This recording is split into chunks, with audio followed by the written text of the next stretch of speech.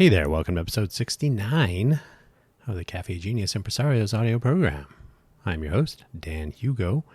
Today we are recording on the 21st of June, 2024. Happy Friday, Vegas and beyond. Today's show, innovation, age limits. There shouldn't be any. I'll get to this in a moment. The show notes are available in the episode description wherever you have found this audio program. Hopefully, the episode description is visible. I only have 2 links in there, the shameless self-promotion links. Today's show hopefully will be a little bit more brief, more succinct than usual. Let's get to it. The show notes, again, in your episode description. Summary of today's show. Innovation can occur at any place, at any time, by anyone, at any age. Unfortunately, that is not always the message we send, but perhaps it should be, especially here in the greater Vegas area. The links, as always, only those 2, buymeacoffee.com/danhugo and ko-fi.com, ko-fi.com/danhugo. I use these as what I call out-of-band self-promotion. I have on the Buy Me a Coffee page, I have links to our various projects we're working on for Innovate for Vegas and my own projects. The links to the GitHub repos at least. Links to the audio programs. I do produce 4 each week. Let's Innovate for Vegas for the Innovate for Vegas Foundation. That's a nonprofit, so you can support the entire organization with donations, tax deductible. Check with your tax preparation professional. Quaggling Sand, which is stories and other quaggling sand. Some people call that pins and needles. I call it a return to sensation after being numb.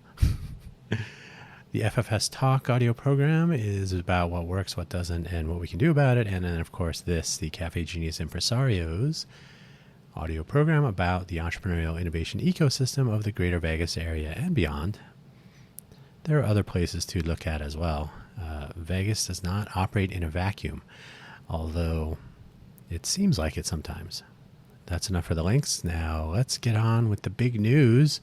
Today is my 21st birthday again. I was going to put a pause in there, but why not just go in? I've been 21 a couple times, but today is indeed my 21st birthday. It truly is my birthday, and it may as well be 21. The most important thing is it isn't 20 or 19 or 16. It isn't under 21, which is that's the boundary in the greater Vegas area if you actually want to be an innovator. Here in greater Vegas, because I am 21, I can participate in various innovation-oriented events. Maybe I can visit the Ignite Vegas event and pitch my company because they're making it into yet another pitch night because they're dumb. But it's held at a bar. No offense to the bar. Bars are good places for some things. And now I can attend the Tech Awards event at the Allegiant Stadium in the fall, which was also 21 plus. The last time I even thought about this, quietly 21 plus. And then I made a stink about it. I complained.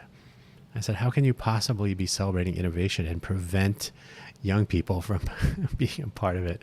And they said, okay, we'll make it 18 plus. And I said, you don't get it. Okay. So what could possibly go wrong? Innovation has no age requirements. There are no age limits either. There are no age requirements. Personally, I have worked with young innovators at around 10 years old, give or take. And while this is not too common, you're not often finding 10-year-olds who are, I'm not saying they started at 10. I'm saying that they are running. They're doing stuff. They're making stuff. Age 12 is the right starting point to encourage innovation as a sort of a standard, if you will. Not everyone reaches the same point at exactly the same moment, but I'm going to suggest that age 12, which in most places is 7th grade, which is often the beginning of a junior high school or of a classroom structure that includes changing classes, taking different classes, having different students in the room, different teachers through the day, and so on. So it's an opportunity to open up some additional doors, after school activities and so on, or even entire classroom curricula about applying ideas. Innovation is not doing the homework. It's writing the textbook, if you will. And so students often don't know what they don't know. So I have been saying this for a long time. The best time to start innovating is right now. No, is at age 12. The second best time is right now. So you'd think I kind of screwed that up, but I wasn't even going to say that. I don't have that written down anywhere. It's just one of those things. You should always be thinking, like, I might be in a room full of people who would, especially if they're young students. I have been in a 7th grade classroom, and the questions they were asking about their career futures were not, can I be a spaceman or a princess? They were like, I want to do a drop shipping business. I want to do biology research. I want to do, what was the other one? There were several. I mean, it was all over the map. They were all over the place. They're not thinking, I want to be, these sort of generic, formulaic, gender stereotype driven. Like, is anybody here trying to cook dinner? No, they're not looking at stereotypical roles. Jeez, can't talk.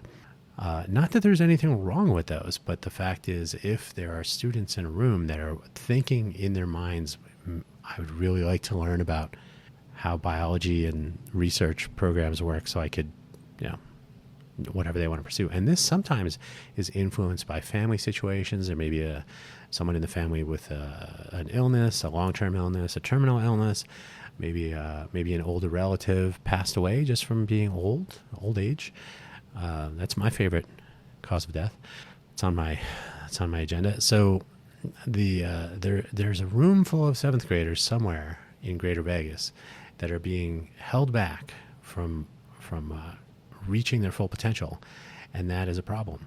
There is no age requirement for innovation. So 12 is a good place to start, but if you have a 10-year-old who wants to invent things, that is okay. They should be given Legos or whatever their medium is of expressing to prototype their ideas, and they should be enabled and encouraged. This is not to say that 10 is the lower limit either. If you have a 5-year-old, if they're in an incubator in the hospital, maybe they were born a little bit early, but they're sitting there thinking, I could redesign this thing and make it work a little bit better. Who knows? So 10 is not the lower limit. It might be 0. It might be negative. Who knows? If you're able to interact with the world, though, the world around you or the world that you can ponder, it might not even be a thing that is in their grasp. You might be in a position to observe some gaps and make some improvements. That's how innovation works.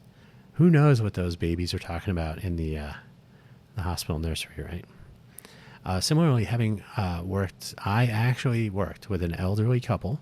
They were about, I think they was 70 or 71 years old. It was at a Intel hackathon. It was when I was working for Big Blue. I always thought Intel was not. I thought IBM was Big Blue and Intel was just annoying, but I think both are both. I was at a hackathon, an Intel IoT hackathon in Cambridge, at a green co-working space, and this couple was there, and they said, we were in a hotel fire one time, and we had to let our kids know, their adult children, and possibly grandchildren, who knows. And so they came to an Intel hackathon. We had our Intel Edison Arduino compatible hackathon gear, a bunch of sensors, and they built a air quality, smoke, heat detection platform that could then send messages, so it could alert their family of the situation. So while they're trying to exit the hotel, this thing would be notifying them that this is happening, and that would allow the adult children, to make sure that they heard from or heard about or got in contact with their parents. 70 years old, had never done this before, and they spent the weekend and they had a working prototype after 2 days. Not bad. Never too young, never too old. So the problem with Vegas, some people say I complain about Vegas too much, but that's because truth is not always flowers and candy. Vegas really, really wants to be an innovation hub. It really wants a startup scene. It really wants to be Hollywood 2.0. It really wants to be the next Silicon Valley. One problem, the fun economy, and that is trademark pending. I literally just checked before I started recording, so it is still being examined, but it's coming up on 2 years since they applied for it. That is, by the way, the UNLV Office of Economic Development. So you can see their focus is on the fun economy. They're not trademarking the next Silicon Valley or Hollywood. Maybe they are, actually. I don't know. But they are definitely all in on the fun economy. And why not? That's where the money is. It's going really, really well. It recovered nicely post-pandemic. And even adults with small businesses are not as important as the fun economy. You can look into my F1 fun economy, fun economy, but spelled F1UN. Small businesses and even some of the less famous resorts, so some actual substantial properties, didn't come out so well because the big concern was the attention and the big money getting bigger money. So attention is in that direction, not necessarily at what seventh graders are going to do 10 years from now when they graduate from college. Speaking of that, the education system in the Greater Vegas area is, there are a lot of spaces on the ranking list above it that they could move into those spaces. There are plenty. And this is compared to other states and other school districts and so on. We have, I want to say I think I just saw this the other day. I was looking into some education details. I believe we're the fourth largest school district, Clark County School District. So that's a public school district. I think it's fourth largest in the country. I could be wrong. Check me on that if you like. But it's big. It's Clark County School District is the single largest employer in Southern Nevada. So if you work for the school district, you have the largest number of coworkers in Southern Nevada. Is that good that we are so huge and yet not doing so well? I don't know. One of my least favorite aspects of our school district, aside from, there are many are tied for last place, but one of my least favorite is the fact that I have mentioned this in another episode, I think. I have some links. I just have to dig them out of an email. There was a presentation and there is an agenda about teaching job skills. They definitely want to teach the students in public education in the Southern Nevada area, Clark County School District, and whatever else is under that umbrella. They want to teach them job skills. They want to teach them how to be employees because they don't know how to project into the future. So they're really, this is my take, but they're really thinking, what are the jobs that are popular now? Where are we short on employees? And we should be teaching those skills to fifth graders, third graders, seventh graders. Well, seventh graders are going to graduate. They're age 12. They're going to graduate from college in 10 years. A 10-year program of entrepreneurialism, innovation, business development, ideation. How do you turn an idea into a business? There are some really easy ways to sort of foment. I like that word. To foment the bent. The bent is not, I can work for other people. I will tell you, this is between us. I will tell you, I have talked to people at UNLV in high positions in the technology college area, one of the technology colleges there. And he said, or maybe it was she, they said, because I'm not sure, they said it is very difficult to get students to stay through a 4 or 5 year program here when they can go up the street, they can go down the street, they can go over to the Strip. They can be a valet parker for 6 figures. They can be they can work bartending, or they can make solid money. So it's hard to compete because you're teaching people how to be employees, and then you're showing them employee opportunities. Like, hey, you can be an employee over here at this bar, and you'll make tons of tip money. You can run around and park cars. You'll make tons of tip money. Okay. Or you can be in an entrepreneurial innovation program at esteemed university and learn how to change the world, or learn how to cure diseases, or learn how to make electric vehicles, EVs, how to make, I was almost going to say electric vehicles, make them viable, make them reasonably priced, make better battery technologies, make artificial general intelligence that doesn't require all of the energy, which is at the rate we're going, that's what's going to be required. So and Nevada, by the way, Southern Nevada is a possibly global leader. I think it might be global, but it's certainly national leader on sustainable technology development, especially as it pertains to water. We have a huge water problem here. We should have programs in place to educate production by street. We should have programs in place to educate people who are interested in making water better. Access to water, water reclamation, water filtering, sustainable programs, water conservation techniques to employ in water distribution, water recovery. There's a whole bunch of stuff. And I don't know if you know this. You may not be a scientist, but water is absolutely essential. Without water, you don't have to worry anymore about artificial intelligence or Web3 or virtual reality or electric cars. None of those things will take up too much of your time anymore when you run out of water. So we really, I think, we have low-hanging fruit here, and it doesn't even require that much water, but somebody has to actually say it and then do it. We should stop making younger innovators an afterthought. Oh, wait, did I skip a whole section? Jeez. Sorry. Okay, a little preview there. With a culture so focused on fun economy, and shiny objects, if you look in the news at any given time, there's the latest celebrity residence on the Strip somewhere, whether the Sphere is going to be playing music outside, which apparently that was their plan, and I guess literally everyone said, what?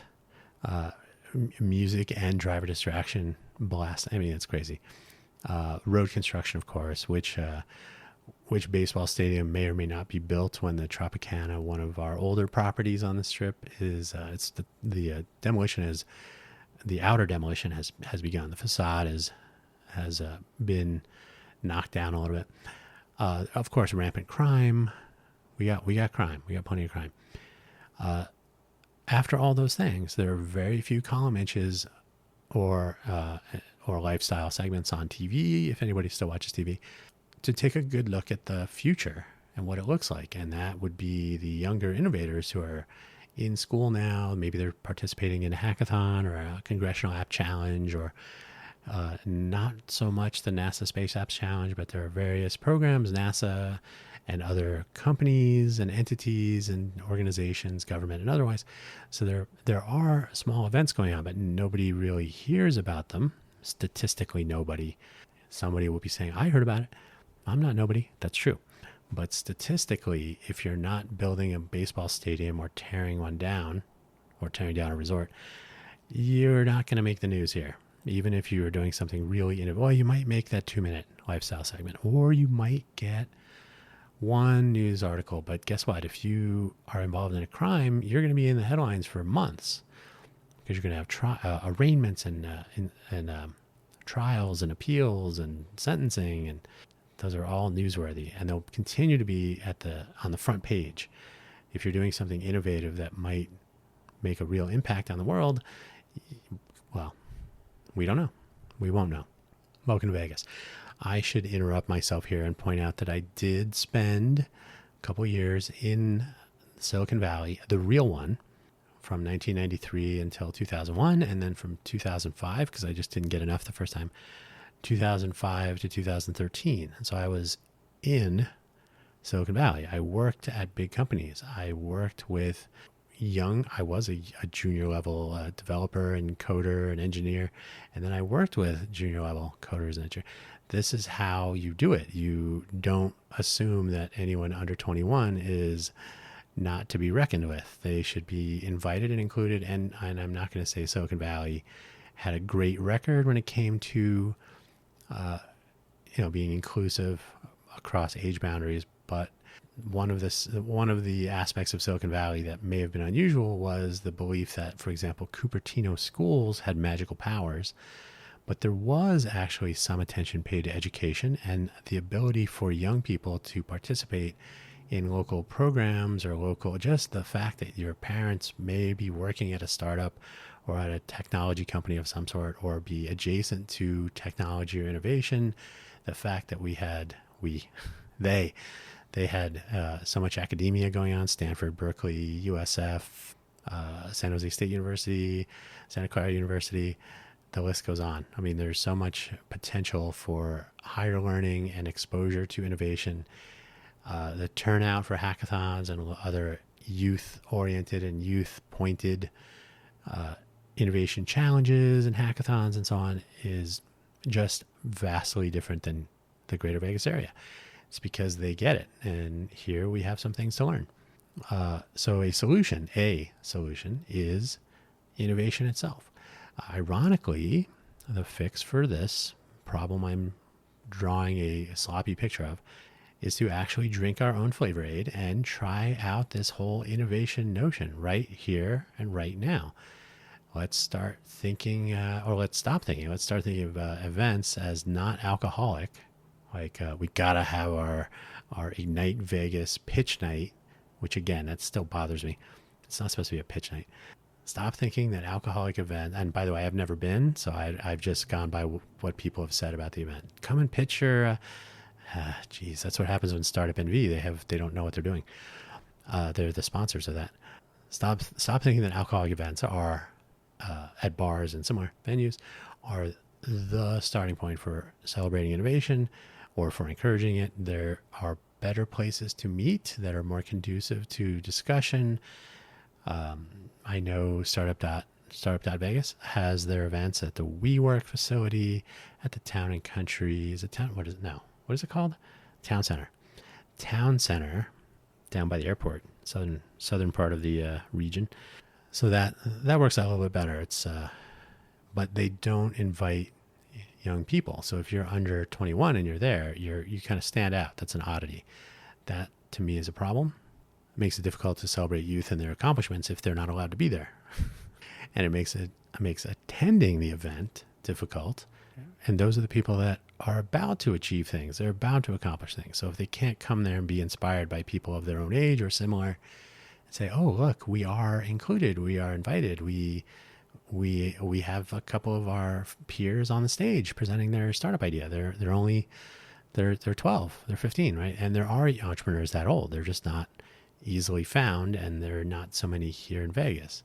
There are a couple, maybe because we're not encouraging them enough. Stop making younger innovators an afterthought. I think I may have said that already. In general, stop doing it.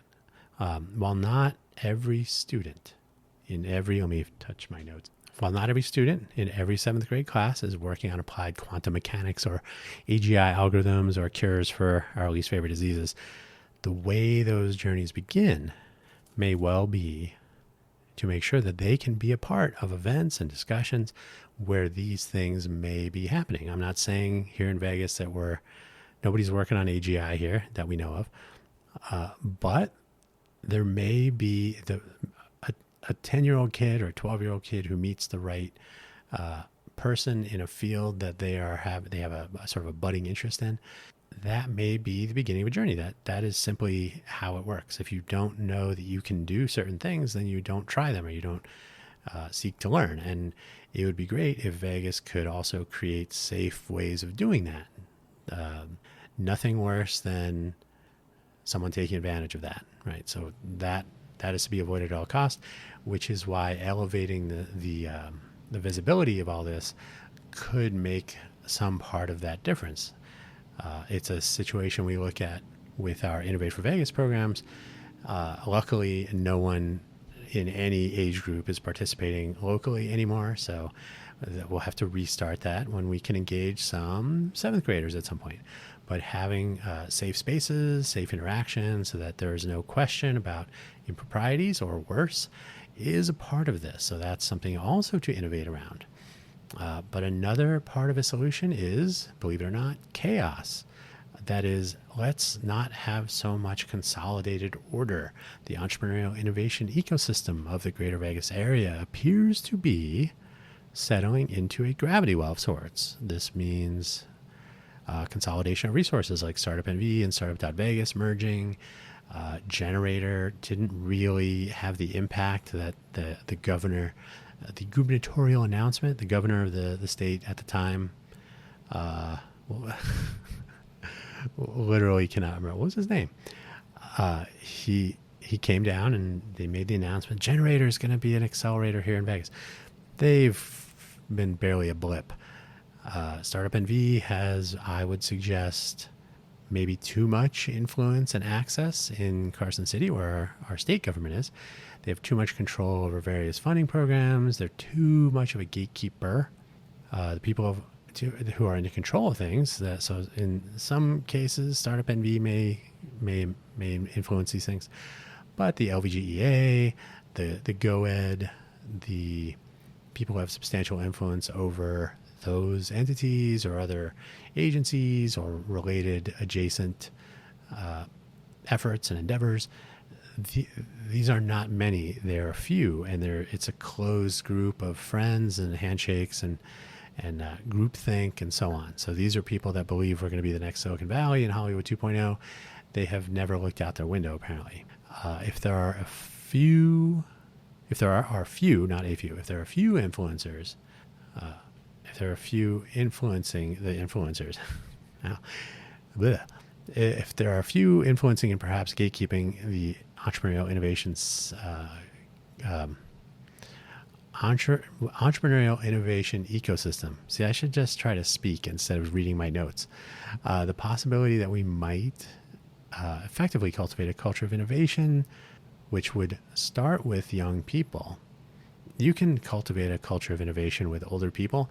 It's just harder. It's like learning another language, learning the language of collaboration across silo lines. That's a starting point, and we haven't gotten there yet either. It does not appear to be inevitable. We're not going to just magically be the next Silicon Valley or have this massively fruitful innovation, entrepreneurial innovation ecosystem. It doesn't just magically happen. I do believe it emerges. You have to have fertile ground. You have to have the right weather. You have to have the right factors align to enable these things. A culture of innovation would be a great thing, and I don't think that emerges by itself. Not quickly, anyway. We should be encouraging people at young ages. The younger, the better. But 12 years old, 7th grade, if you haven't started by then, we have failed. We can have school-age gatherings and events. We should. There should be monthly hackathons or challenges, events. There's a robot meetup here going on. It's at the butt end of the area. Why are there not? And there are robotic challenges. There is the VEX and there's First Robotics. There are robot teams that are doing things, and the team competitions are interesting. Like I always say, all of the sports teams, students participating in sports teams, go on to be professional athletes, 100%. So if you're on a robotics team, great. I have been a judge at robot competitions. The rules are rather stringent. You're starting with a kit. It's almost like NASCAR, right? They all have to use the same parts and the weights and everything. There's nothing inherently wrong with that. But it's not innovation, but innovation is like, here's a problem. You come up with how you're going to solve it, and do that every month or every quarter. Every month would be better. Students wouldn't have to participate every month, but have an option every month to take on a challenge. One of my favorites is the egg and the straws. Try to make sure you throw an egg from like 20, 25 feet up. You should construct a cage of some sort around an uncooked egg, and it should be able to land on the ground, concrete, hard surface, and not break. And so the competition is to conceive of a cage built of straws. So you provide the materials and the eggs, and a student group can design something and throw it off a roof or a ladder or something. This is great for like 4th grade. That is how you get the juices flowing. Like, oh, I didn't think about how an egg should just break. Oh, look, it didn't. How does that work? the basis for curiosity and encouraging it. But yeah, that doesn't just happen. It doesn't happen on its own. It doesn't happen when kids are looking at TikTok videos all day. Let me just say right up front, I think the notion, it hasn't been proven that social media at age 12 is a bad thing. I think it has. The causal proof is probably sitting right in front of us, and it's getting older by the day, and eventually it will be a dysfunctional adult. But I think the correlation is there. And so I think focusing on innovation more and less on algorithmic eyeball stimulation would be a good idea. We can have school age gatherings and events, like I said, and we can do them monthly, or we can encourage students to participate now and then, but have the events available monthly. If we're going to have a startup scene or ponder Hollywood 2.0, or if we're imagining having contributors large and small involved, when they are interested, we should plan for that attendance. So if you have a student, maybe you're that 12-year-old, you're a 12-year-old kid, and you're like, hey, I'm going to go to Tech Alley, or I'm going to go to the robot meetup or whatever. It's at the butt end of town. Why is it so far south? Why is it not in downtown, in the center? And there's nothing magical about downtown. It is geographically in the middle of the city, and there are buses that run there. I know people that have biked. That's not maybe for a 12-year-old, but getting to the event, if you do not have a car, or if your family is at work, or whatever the circumstance, you want to encourage people to show up. It's not easy to get to the south side for everybody. So keeping events geographically local if possible. Having a virtual version might make a difference as well. But you have to imagine, just like accessibility for I don't want to diminish that because that's another focus area, but you put ramps and you put beep, audio feedback, pedestrian controls at intersections. So they're beeping, they're talking, and there's blinking lights to be more visible for people with vision impairments. There are bumps on the ramp. There are various feedback mechanisms to help. Not always sufficient and not always well thought out. I can go into that another time. We can do something similar. We can put some forethought into making events accessible to people who are not 21 and who don't have cars, or who are not yet driving, or who I take the bus. I consider that important to be able to get to an event, and it shouldn't take 2 hours to get there. And that's a bus problem also. And that's why we have an open transit project for the Innovate for Vegas Foundation. I would love it if some young people who do suffer through our local public transit system would participate in that project. So that's something we will pursue once we get our media platform up and running. Why do we need a media platform? So that we can contact people. Why is it so? Well, because our local media likes to talk about crime and politics, not local innovation. That's boring. So we have to actually think about we have to put our money where our mouths are. We also have to put our time and forethought as well. You don't really even have to spend any money to do things like, let's have our meetup at the Innovation Center downtown instead of 15 miles south at a place where and I have literally been, I won't say where it is, but it is a long bus ride, because that's the way our bus system works. So if you choose a place, and by the way, it would be free, right? It's a community elevation event. The Innovation Center downtown is completely amiable to those. So we should not be contending with whether people can get to the event physically. Accessibility should always be a concern. I believe that's not an issue here as far as ramps and so on. But it should, being able to participate in these things should not be based on something as silly as whether they can legally drink. That's just, it shows that we are still at the beginning of the beginning. And this is not going to go well if that is the case into the future, if we don't start to look at what we're doing wrong. If everything is always amazing and wonderful and the place is going to blow up, we're going to be the next Silicon Valley. What are you saying no for? Get out of here. We don't want to hear negativity. That's so, no, it's the truth. We are not going to be the next Silicon Valley, but we can be a better Vegas. And while we do have the fun economy, and that's probably not going anywhere, we can ultimately make this what we want it to be. And we don't necessarily have to wait for city or adjacent agencies or people in power to make these decisions and to do the right thing. It could start with you. And that is where I will end my birthday audio program. Today really is my birthday. I expect nothing from you, but you can indeed visit the buymeacoffee.com/Dan Hugo page. It is a profile page with various links to various things, including my favorite coffee beans. So if people do decide that they want to throw in a couple of pennies in the Buy Me a Coffee tip jar, all monies always go for coffee, usually coffee beans, maybe now and then a coffee device, or maybe like filters or something. The Ko-fi.com, ko-fi.com/Dan Hugo profile is where I will be announcing specific things like when. It's not if, don't say that. It's when the new websites launch and some other things that are ideally about to happen or could happen. Not everything is a pipe dream. Come on, give me a break. It's my birthday.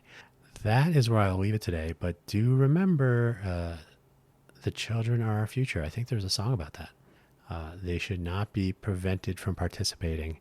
Not everything is an app, as I like to say in our Innovate for Vegas discussions. Not everything is an app. Not everything is code. And not everything requires a 21 and older venue to be valuable. In fact, that might actually subtract. That's where I'll leave it. Thank you so much. Happy birthday to me.